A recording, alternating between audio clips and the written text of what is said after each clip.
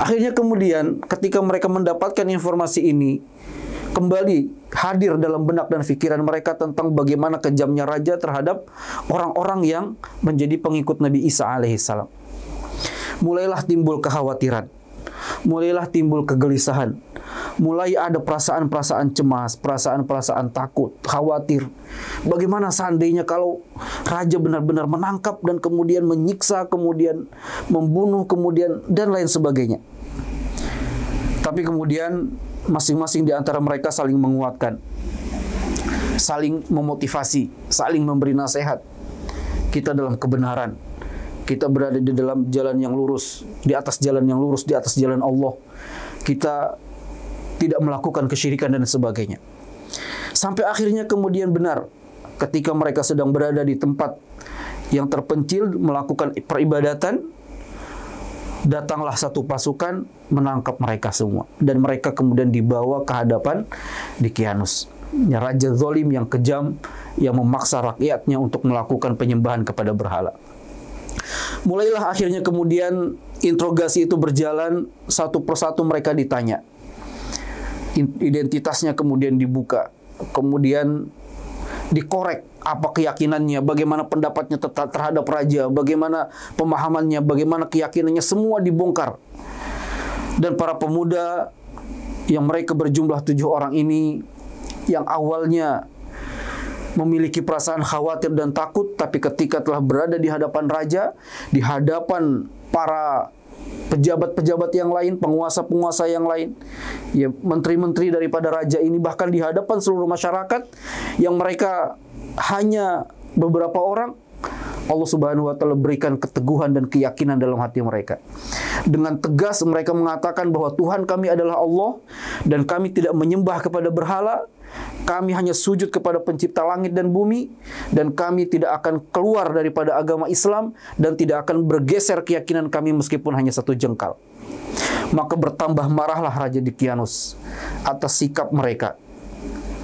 Yang hal ini kemudian diabadikan oleh Allah Subhanahu wa taala. Jadi dalam firman-Nya ketika Allah Subhanahu wa taala berfirman, "Wa rabatna 'ala qulubihim."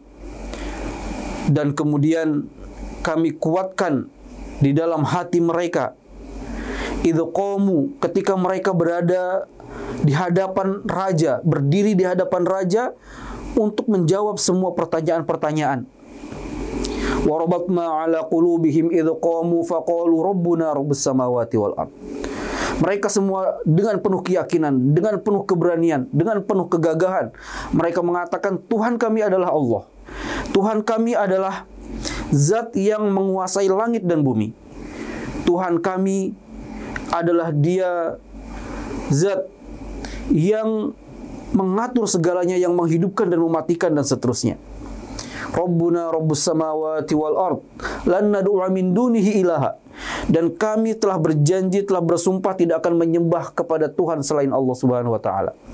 Kepada Tuhan apapun manapun, tidak akan menyembah kepada berhala-berhala, patung-patung dan apapun yang dibuat oleh manusia. Lan nad'u min dunihi ilaha laqad qulna idzan syatata. Kalau kami sampai mengucapkan keinginan untuk menyembah selain Allah, sungguh itu adalah sebuah ungkapan yang jauh daripada kebenaran dan tidak mungkin kami lakukan.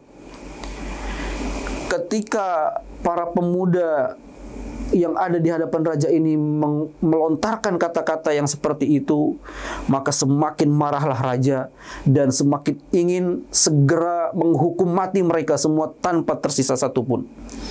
Tapi kemudian raja ingin memberi pelajaran kepada masyarakatnya dan ingin menunjukkan seolah-olah dia adalah raja yang memiliki hati nurani.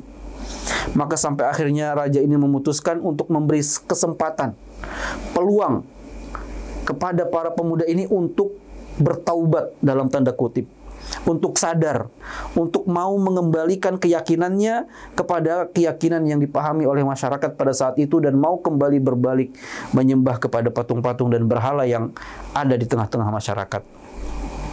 Raja memberi waktu kepada mereka waktu 1 malam untuk mengulang pemikiran dan mereview kembali apa yang mereka yakini.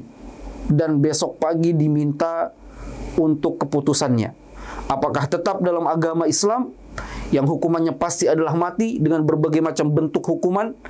Hukuman mati ada yang mungkin dimasukkan di dalam kandang singa, ada yang mungkin dibakar hidup-hidup, atau mungkin dipenggal dan lain sebagainya. Atau mau kembali kepada agama yang diyakini oleh masyarakat pada saat itu, yaitu menyembah berhala. Akhirnya kemudian mereka kembali berkumpul untuk bermusyawarah menentukan sikap apa yang akan mereka lakukan selanjutnya.